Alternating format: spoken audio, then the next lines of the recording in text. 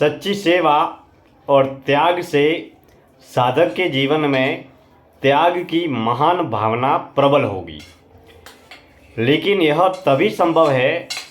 जब हम वास्तविक, निस्वार्थ, निःशुल्क, तन से, मन से या धन से की जाने वाली सेवा को हम समर्पित भाव से, सेवा के सच्चे भाव से, सेवा या दान के प्रबल भाव से उस सेवा को अगर आगे बढ़ाए तो हमारे जीवन में त्याग की महान घटना घटित होगी। क्योंकि जीवन की आखिरी अवस्था में हम धन, दौलत,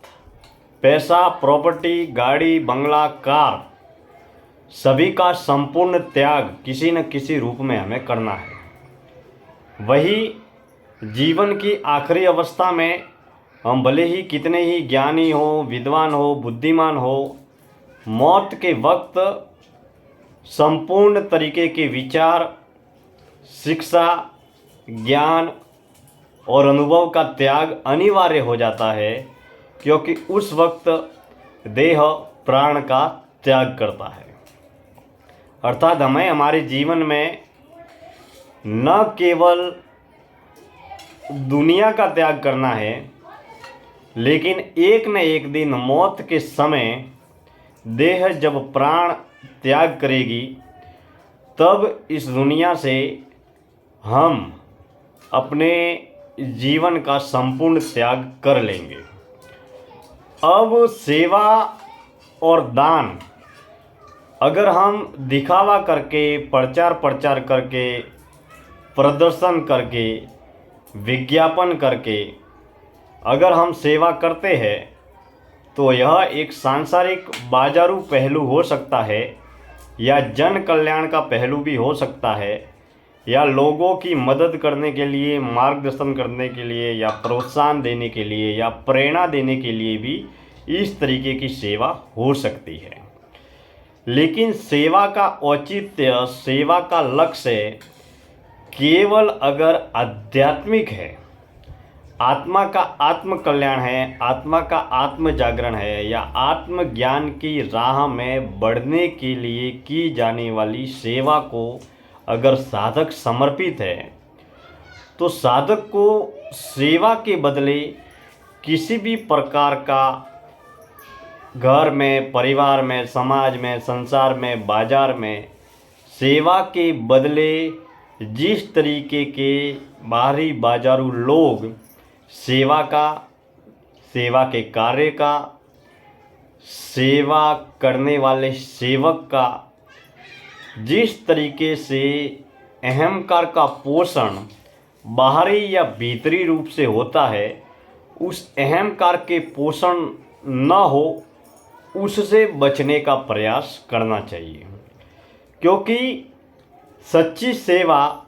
और दान से हमारे जीवन में वास्तविक त्याग की महान भावना प्रबल होगी और यही भावना हमारे जीवन में हमें व्यक्तिगत रूप से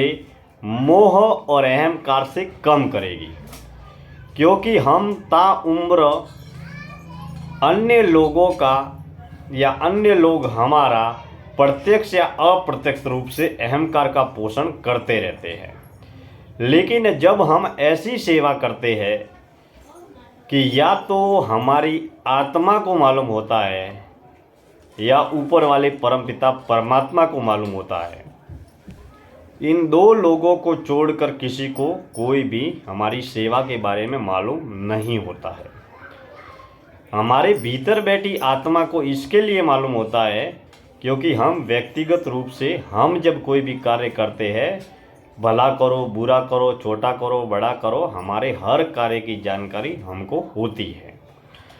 और ऊपर वाले परमपिता परमात्मा को इसके लिए मालूम होता है कि वह सर्वव्यापक है, सर्व अंतर्यामी है, कहाँ कब क्या हो रहा है वह उसे मालूम है। अब अगर हम मोह और अहंकार का पोषण न हो मान सम्मान पद पुरस्कार के जरिए हमारी सेवा का, हमारे ज्ञान का, हमारे कर्म का, हमारे जीवन का पोषण न हो तो हमें सदैव बिना दिखावा किए हुए जीवन में कभी कभी निस्वार्थ, निःशुल्क, बिना दिखावा, बिना प्रदर्शन, बिना विज्ञापन के सेवा करने का प्रयास करना चाहिए, ताकि हमारे भीतर जिस तरीके से हमने मोह और अहंकार को स्थापित किया है उससे हम मुक्ति पा सकें। क्योंकि जीवन की एक अवस्था ऐसी आएगी जब हम घर, परिवार, दुकान, ऑफिस, फैक्ट्री, रिश्तेदार, मित्र, दोस्त, पड़ोसी, गांव, शहर, पूरी दुनिया ही नहीं, हमारे देह का, हमारे मन का, हमारे जीवन का संपूर्ण त्याग करेंगे। लेकिन वह त्याग की महान भावना तभी प्रबल होगी जब हम सच्ची सेवा करेंगे, वास्तविक ज़रूरतमंदों की सेवा करेंगे। अगर हम सच्ची सेवा नहीं करेंगे या त्याग की महान भावना प्रबल नहीं होगी तो धीरे धीरे मौत से पहले और मौत के वक्त ये संपूर्ण संसार हमसे छूटता चला जाएगा, बिछुड़ता चला जाएगा। लोग हमसे अलग होंगे या हम लोगों से अलग होंगे।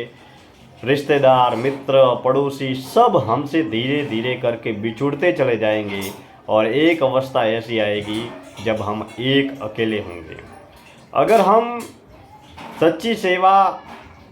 और दान के जरिए, त्याग के जरिए, त्याग की और मोह से मुक्ति पाने की, अहंकार से मुक्ति पाने की महान संकल्प यात्रा को आगे नहीं बढ़ाते हैं तो वही मोह और अहंकार जीवन की आखिरी अवस्था में या मौत से ठीक पहले हमें बहुत ज़्यादा पीड़ित करेगा,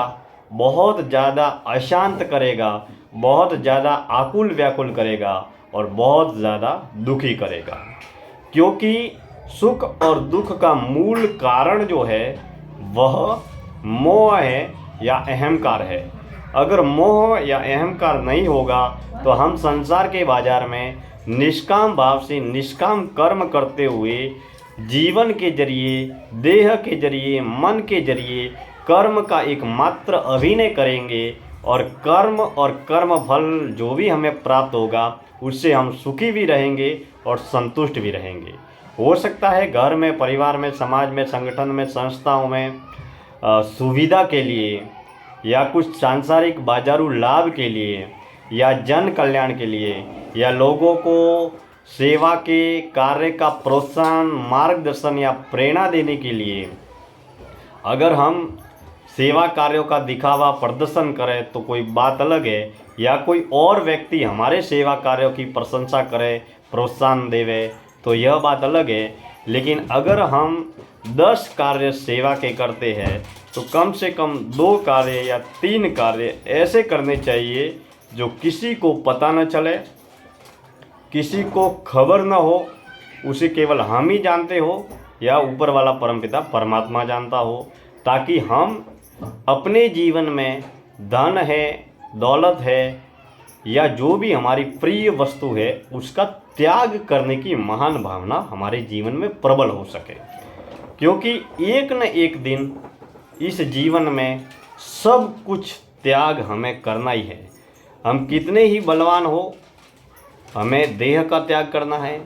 हम दुनिया के सबसे बड़े धनवान क्यों न हो, हमें धन का भी त्याग करना है। हम कितने ही ज्ञानी, विद्वान, बुद्धिमान भी क्यों न हो, जीवन की आखिरी अवस्था में हमें ज्ञान का भी त्याग करना है। और जीवन में कितने ही बड़े पद पुरस्कार क्यों न हो,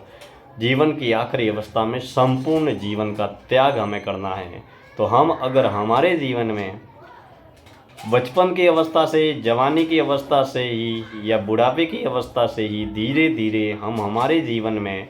अच्छे, सच्चे, असली, वास्तविक त्याग को जीवन में अगर अवसर देंगे तो हमारे जीवन में धन, साधन, वस्तु, व्यक्ति, पदार्थ, रिश्ते, संबंध, संपर्क, धन, दौलत, पैसा, प्रॉपर्टी, बंगला, दुकान, ऑफिस इत्यादि से हमने जो मोह आकर्षण स्थापित किया है उसमें धीरे धीरे कमी आएगी और हम हमारे जीवन में केवल अभिनय करेंगे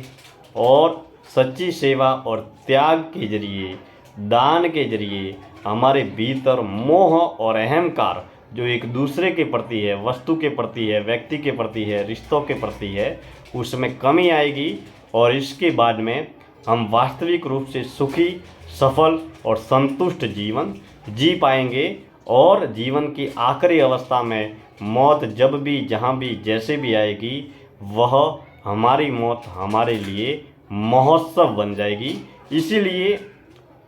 सेवा का, दान का सांसारिक बाजारू पहलू कोई भी हो, लेकिन सच्ची सेवा का और दान का आंतरिक आध्यात्मिक पहलू, आत्मकल्याण का पहलू यही है कि हम हमारे जीवन में मोह और अहंकार से मुक्त होते हैं और जो आकर्षण की मायावी बाजारू दुनिया है उसके प्रति लगाव और आकर्षण कम होता है। और जितना मोह, आकर्षण, लगाव, अहंकार जितना कम होता है उतना ही हम निष्काम भाव से निष्काम कर्म की अवस्था को उपलब्ध होते हैं। और जितना निष्काम कर्म के भाव को साधक उपलब्ध होता है उतना ही उसके जीवन में जागरण घटता है, आत्मकल्याण घटता है, सच्चा सुख घटता है और शांति घटती है। इसके लिए जीवन में हमें अपनी योग्यता के अनुसार, अपनी सहूलियत के अनुसार, वास्तविक ज़रूरतमंदों की सेवा के लिए, सहयोग के लिए समय समय पर बिना किसी प्रकार का दिखावा करते हुए निःशुल्क, निस्वार्थ, परमार्थ के भाव से सेवा और दान को अपने जीवन में अवसर देना चाहिए। मित्रों, आज की इस जीवन दर्शन यात्रा में इतनी ही बातें। आप सभी हमारे से जुड़े हैं, इसके लिए बहुत बहुत धन्यवाद। कल हम किसी और नए विषय पर चिंतन करेंगे। धन्यवाद।